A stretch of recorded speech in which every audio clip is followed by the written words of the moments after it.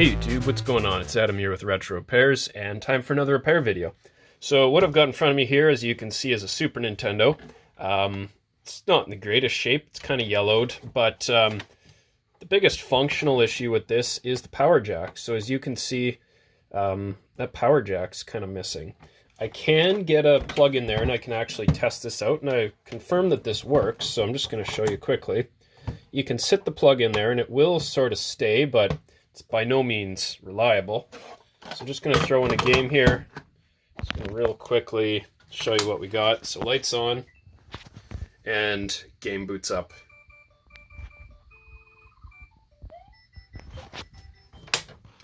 So functional, it works, but got to fix that power jack, and I'm going to show you how to do that today. Alright, so first thing first, flip her open, and we need to remove the 6 screws that are on the bottom here. Looks like one of them is actually missing. Yeah, 2 of them are missing? Yeah, 2 of them are missing. So, someone's been in here, it looks like, but we're going to remove the remainder of those screws.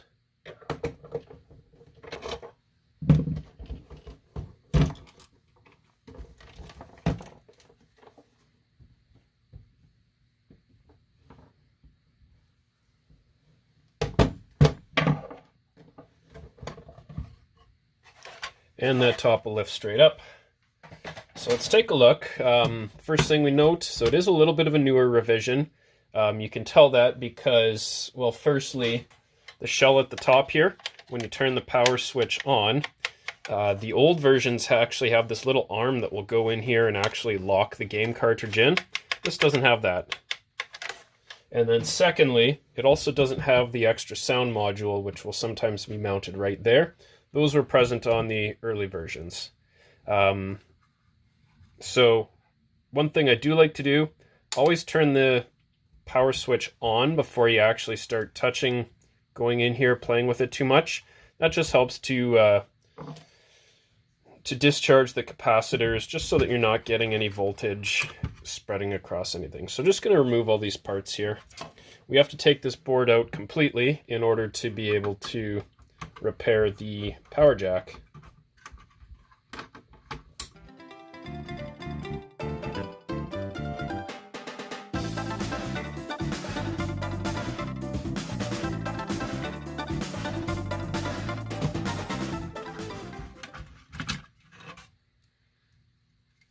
Okay, so a couple things I do want to make note of. So as I mentioned, someone had been in there. And you can tell that for a couple of reasons. Firstly, you'll see it's actually pretty clean. A little bit of dust in here, but otherwise not too bad.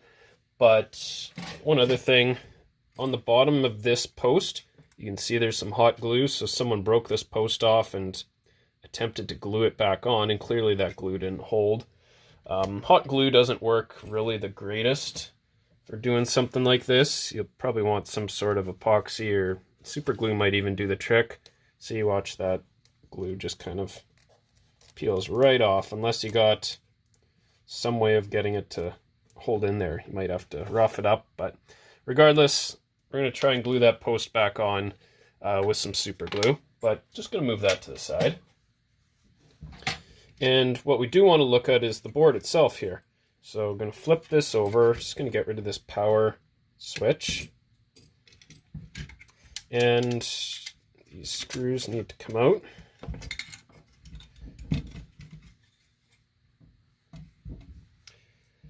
And then we'll need to, no, we don't actually need to remove that. We need to remove this screw here. So this screw goes through this plastic connector on the back, and will make it easier to remove, or possible to remove. So if you're going to do this repair, you will need to buy a replacement power jack, and you can buy these. I've bought them from a website called console5.com before. So I actually have a whole bunch of these. I'll be right back and grab those.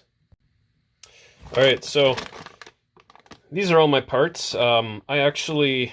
These were sent to me from a viewer.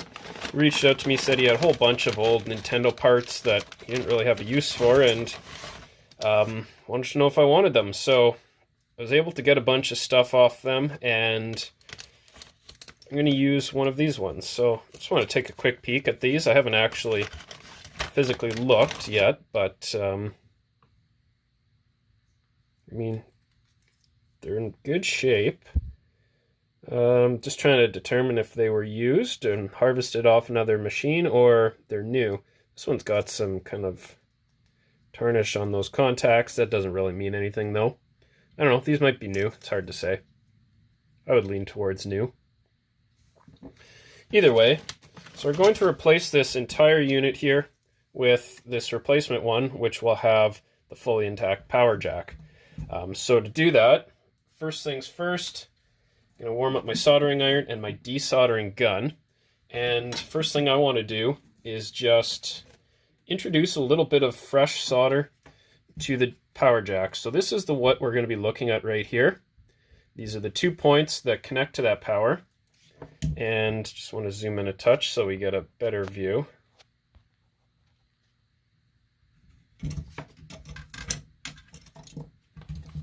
There we go. So just want to heat these up, introduce some fresh solder.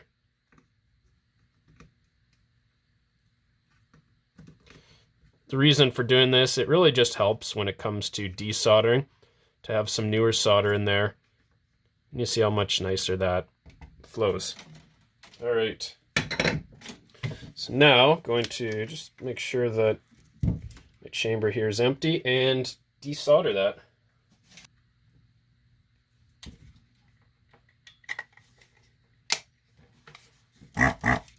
All right, so just going to heat it up and suck out as much as possible.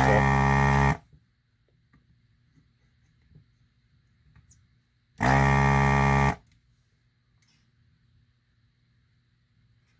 right, let's see if that will do it. Well, there's a little bit still in there. So it might be slightly trickier with such a big amount of surface area there to get everything out, but I'm just going to try top it up with a little bit more here. Get some fresh solder into that whole joint, get it nice and wetted, and let's try that one more time.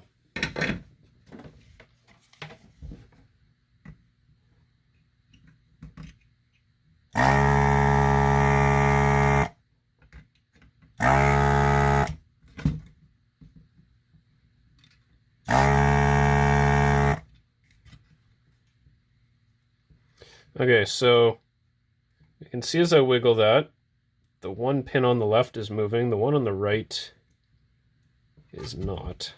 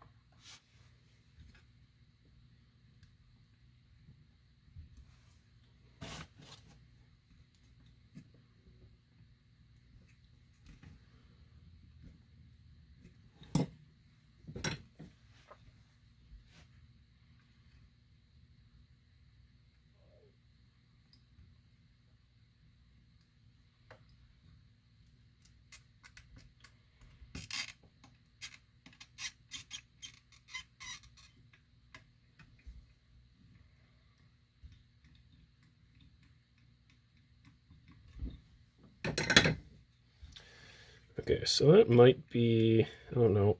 It's cool.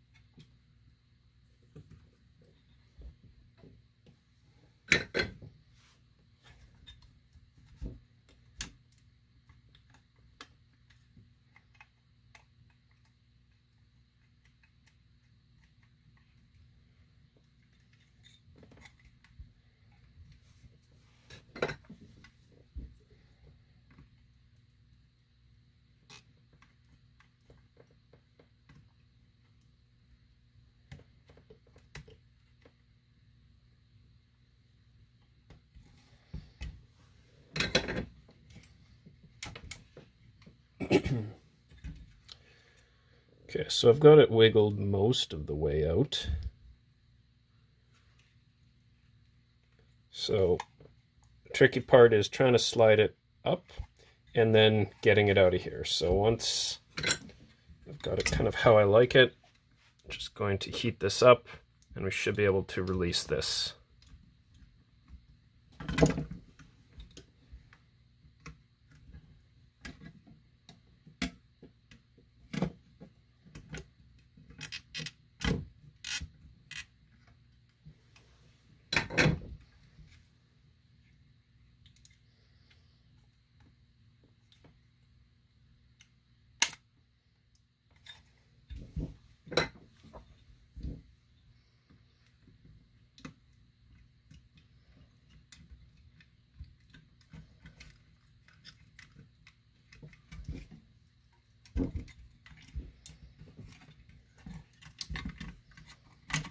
There we go. So I'm going to clean that up with some alcohol and prep the new one to be resoldered.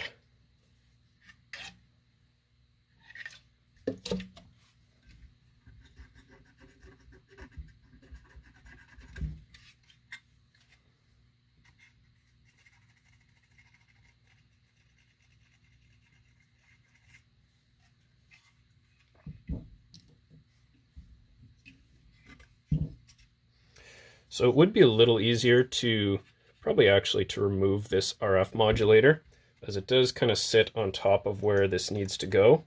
So that's an alternative way to go about doing this. It might save you some time trying to twist this off.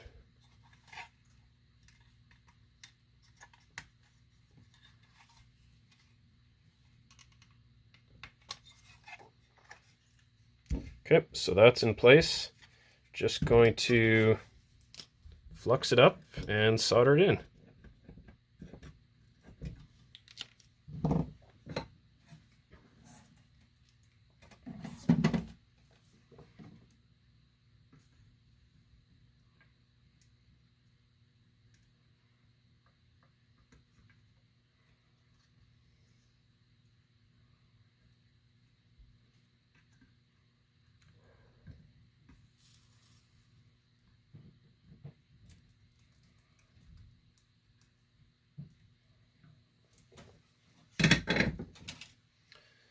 All right, so now that's cooled, again, just going to clean off any residue with some alcohol, and it should be good to go, but we're going to test it first. All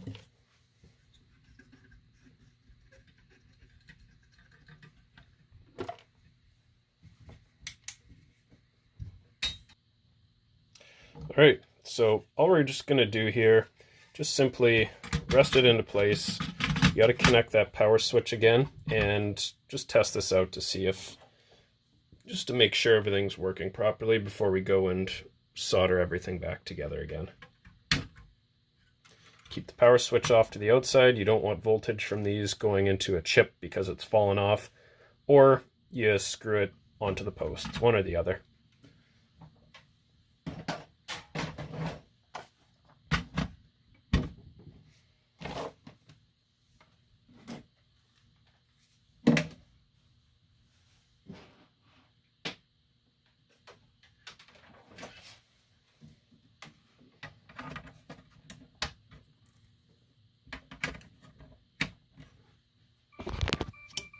Oops, guess that was on, but there we go. So that is repaired. Just going to work on fixing that post and then get all this reassembled.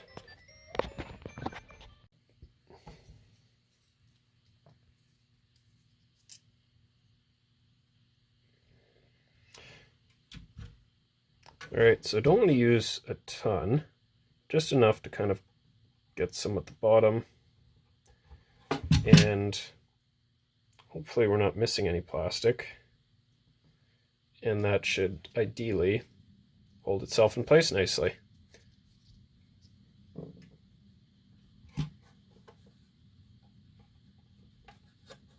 There we go.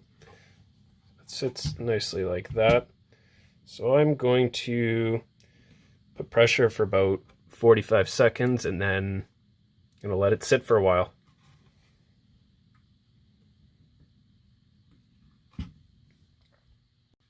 Okay, so now that that's in place, I'm just going to set that off to the side and got to add one of the screws back into the bottom here. So that was this guy that has the little washer on it. Just going to install that, and then we're going to put this all back together.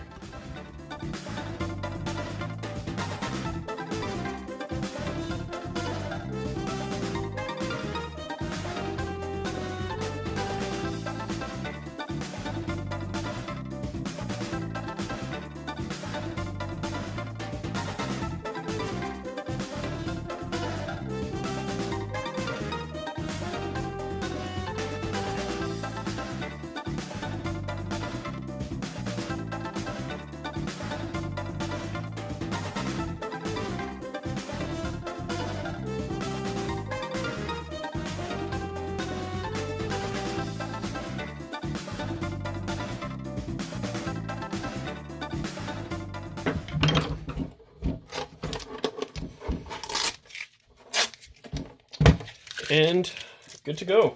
So let's turn this on, plug it in, test it out, make sure the controller inputs work, and this otherwise should be a fully functional system. Like I said, not the prettiest, but in a pinch it'll work. Play your games, just won't look great.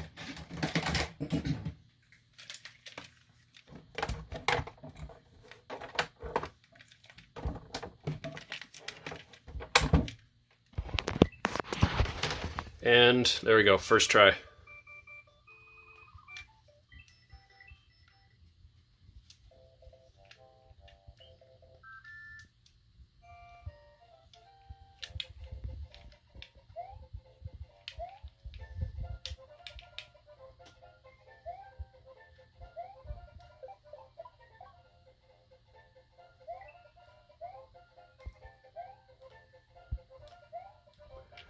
Anyways, so as you can see, works great. So that's going to be it for today. Just a pretty straightforward, relatively quick video, just showing you how you can replace that power jack. So I want to thank you for watching. Hope you enjoyed the video. Hopefully someone's able to use that to help repair their own system. So thanks a lot for watching. We'll see you next video.